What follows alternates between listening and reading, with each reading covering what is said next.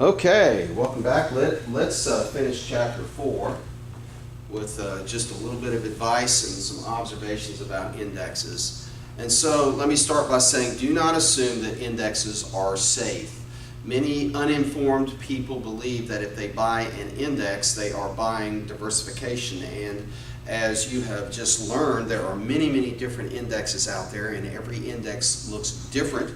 And so you have to do your research about these indexes so that you understand what it is that you are buying or investing in. All right, most people think indexes are well diversified and are safe. This is not necessarily so.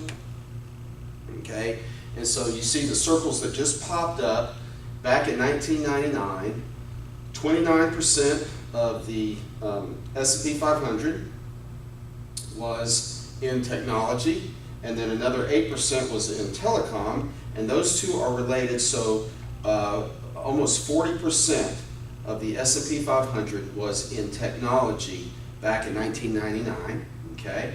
And then back in 2006, just before the financial crisis hit, 22% of the index was in financial stocks. And so you can see, compare that with 7.5% in 1990, so you can see what happens is the weighting of these different sectors in the index changed dramatically over time. So energy got down to 5.6% of the S&P 500 at its low point, and at its high point got up to 14%. So looks a little toppy here, looks a little frothy, a little overvalued here. And technology went from 6% all the way up to 29%. If that doesn't set off any alarm bells, man, you're not paying attention. Okay, financials went from 7.5% to 22, all the way up to 22%. Once again, so it looks overvalued here, looks undervalued here. Oh, and then it doubled. Okay, so we have to be very conscious of what's going on with these sectors. But this is what the indexes look like. This was the S&P 500. So be careful. Make sure you are actually getting a diversified portfolio. Okay. This is an important argument against indexing. You just have to be careful that you actually use the right indexes. Okay, indexing alone is not enough. Okay, so as I said a moment ago, the S&P 500 back in '99, 40% in tech and telecom, and most investors did not know this, and a lot of investment managers weren't paying attention to it either. Okay, so you think putting half your money into tech stocks is safe, and if you do, then I haven't done my job teaching you, because it's not. All right.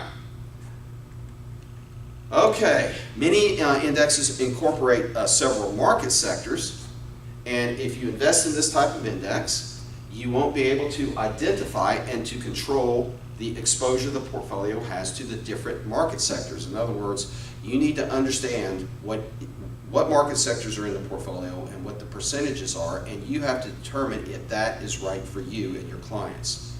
So to build well-diversified portfolios that manage risk, investors have to carefully allocate assets into different asset classes: stocks, bonds, commodities, okay, that address different market segments: large cap, mid cap, small cap, growth, value, domestic, international.